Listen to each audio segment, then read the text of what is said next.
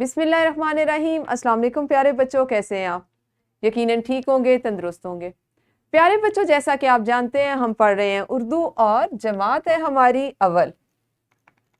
سبق ہے ہمارا سچ کی جیت، جو درسی کتاب کا سبق نمبر 14 ہے، اور ہم نے اس کو تیسرے حصے میں آج مکمل کرنا ہے۔ آج کے سبق میں آپ کون سی چیزیں سیکھیں گے، سب سے پہلے وہ دیکھ لیتے ہیں۔ تو آج انشاءاللہ آپ سیکھیں گے بول چال میں آداب گفتگو کا خیال رکھ سکیں۔ اگر ہم آداب گفتگو کی بات کریں تو کیا مراد ہے؟ بات چیت کرنے کے آداب، بڑوں سے کیسے مخاطب ہونا ہے، چھوٹوں سے کیسے مخاطب ہونا ہے، یہ وہ چیزیں ہیں جو ہمیں گھر میں سکھائی جاتی ہیں، ہم دیکھتے ہیں، سیکھتے ہیں اور اس پہ عمل کرتے ہیں۔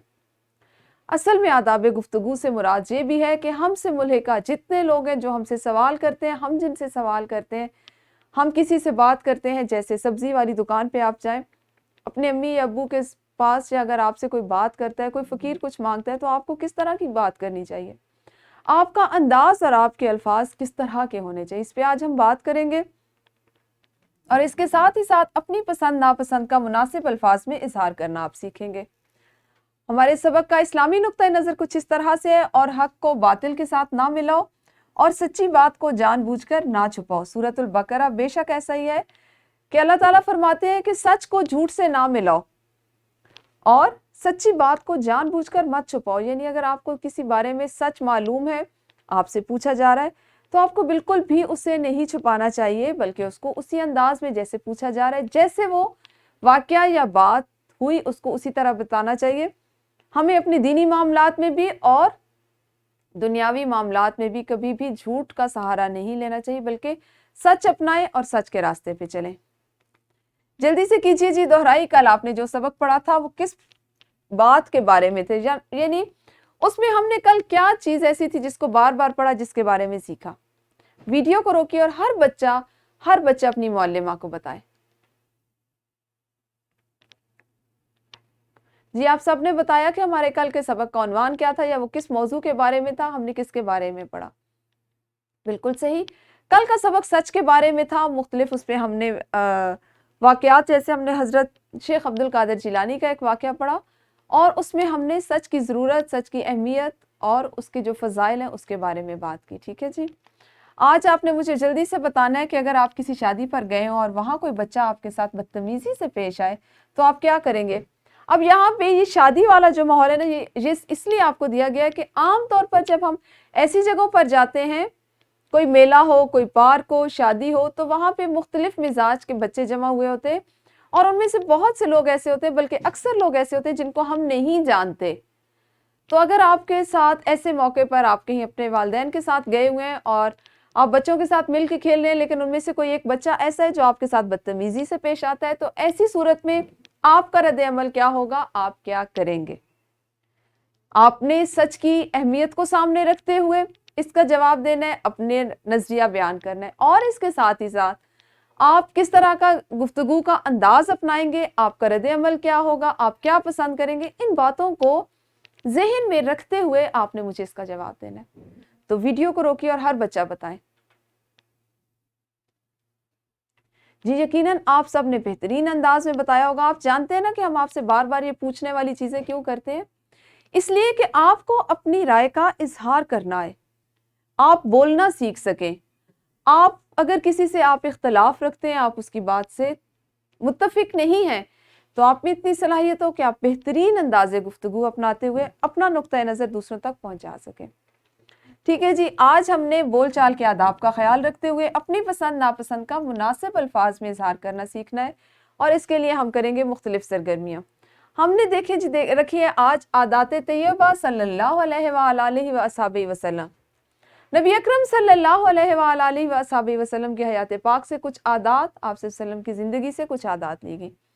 میں آپ کو پڑھ کے بتاتی ہوں۔ حضور اکرم صلی اللہ علیہ وآلہ وآصحابہ وسلم چلتے تو نگاہ زمین کی طرف رکھتے اور دائیں بائیں نہ دیکھتے، کسی چیز کے ٹوٹ جانے پر غصہ نہ فرماتے، رات کے وقت کسی کے گھر جاتے تو ایسی آواز سے سلام کرتے کہ جاگنے والا سن لیتا اور سونے والا نہ جاگتا۔ یعنی اپنی آواز اس طرح سے رکھتے کہ صرف جس شخص سے مخاطب ہے اس تک آواز جائے، کوئی اور جو سو رہا ہے آرام کر رہا ہے اس تک نہ جائے۔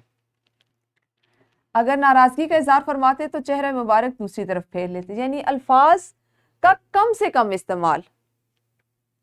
خاص مہمانوں کی مہمان نوازی بنفس نفیس کرتے، یعنی خود کرتے۔ کسی کے گھر تشریف لے جاتے تو دروازے کے سامنے نہ کھڑے ہوتے، دائیں یا بائیں کھڑے ہوتے۔ اگر کسی کا نام پسند نہ ہوتا تو نام تبدیل کر دیتے۔ بیمار کی مزاج پرسی کے لیے تشریف لے جاتے، جنازے میں شرکت فرماتے۔ 3 دن سے قبل قرآن ختم نہ کرتے، نفلی عبادات چھپ چھپ کر کرتے۔ صحابہ کرام رضی اللہ عنہم اجمعین سے ملتے تو مصافحہ کرتے اور دعا دیتے۔ جب کھڑے ہوتے تو کھڑے ہوئے غصہ آتا تو بیٹھ جاتے، اور بیٹھے ہوئے غصہ آتا تو لیٹ جاتے۔ بچوں کے پاس سے گزرتے تو سلام کرتے، خوشی کے وقت آنکھیں مبارک نیچی کر لیتے۔ 3 چیزوں سے دوسرے آدمیوں کو بھی بچائے رکھتے، کسی کی مذمت نہ فرماتے، کسی کو آر نہ دلاتے، کسی کا عیب نہ تلاش کرتے۔